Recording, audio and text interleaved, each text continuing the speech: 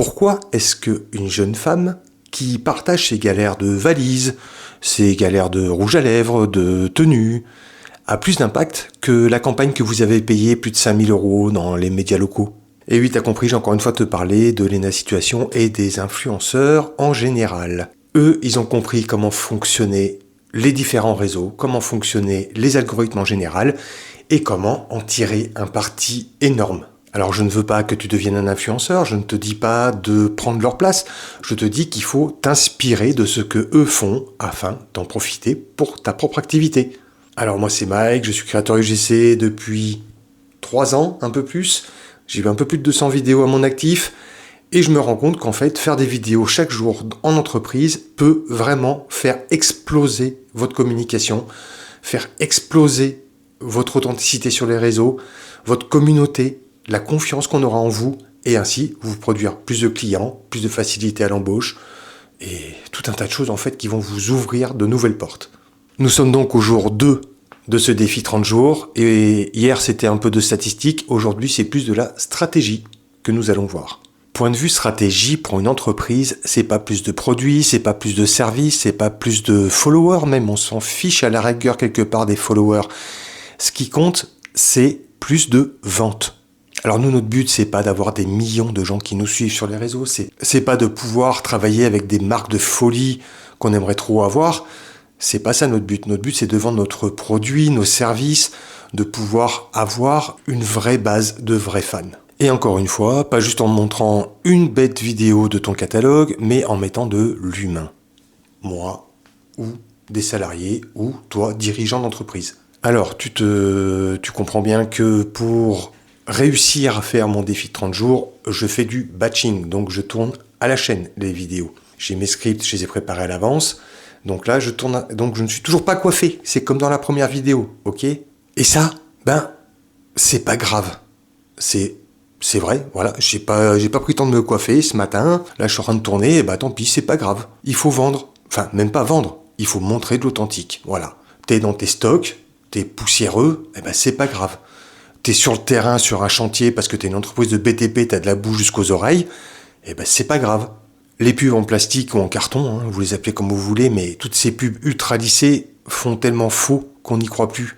Alors que si tu montres la réalité de ton métier, de ce que c'est, tu vas être authentique et les gens vont se dire « Ah c'est ce que je vois quand je vais dans l'entreprise, c'est ce que je vois quand je vais dans mon supermarché, c'est ce que je vois quand je vais chez mon petit artisan du coin pour faire réparer ma voiture, c'est ce qu'on voit réellement. » Donc, ne cache pas la réalité, justement, mets-la en valeur. Ne cache pas tes problèmes du moment. Tes problèmes du moment te rendent humain, te rendent réel. Donc partage-les, dans une certaine mesure quand même. En règle générale, ne cherche pas à faire du fake, ça se verra et ça ne vendra pas et ça ne te permettra pas de recruter.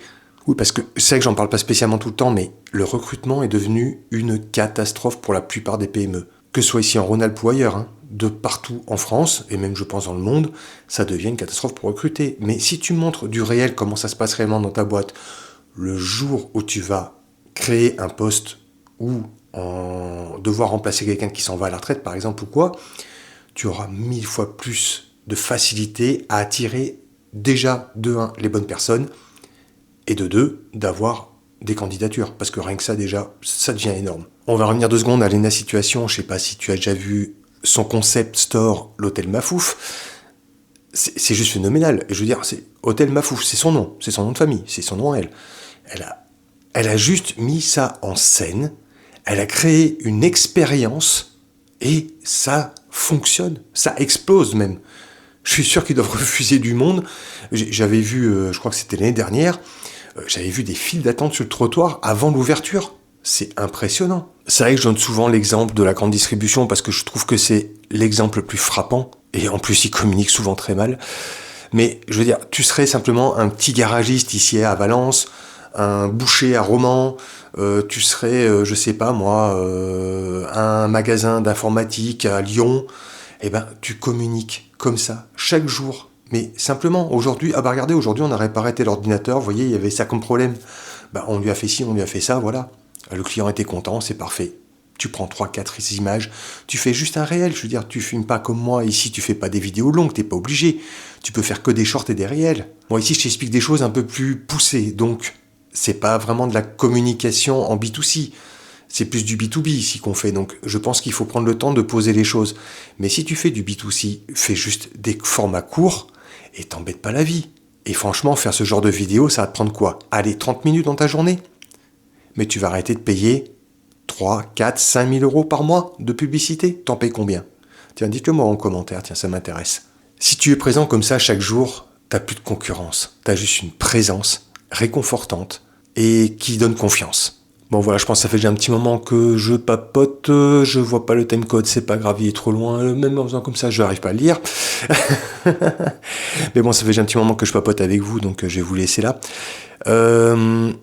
Voilà, n'ayez pas peur de montrer l'envers du décor. Est-ce que vous seriez prêt à le faire? Tiens, dites-le moi ça aussi, tiens, dans les commentaires. Mettez-moi juste un oui, voilà, ou un pouce, voilà, mettez-moi un pouce. Si vous me mettez un pouce, ça veut dire que vous êtes prêt à montrer l'envers du décor, à montrer la vraie vérité, la vraie vie de votre entreprise. Et comme je vous dis, un boucher, ça peut très bien fonctionner.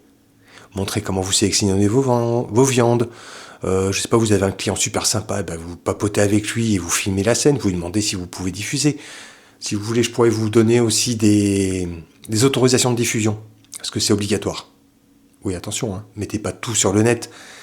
Il faut quand même s'informer un minimum. C'est pour ça que c'est bien aussi de passer par des professionnels comme moi ou d'autres, parce que vous connaissez, comme ça, les pièges à éviter. Sur ce, je vous dis à demain pour la prochaine vidéo, et passez une bonne journée. Allez, ciao ciao.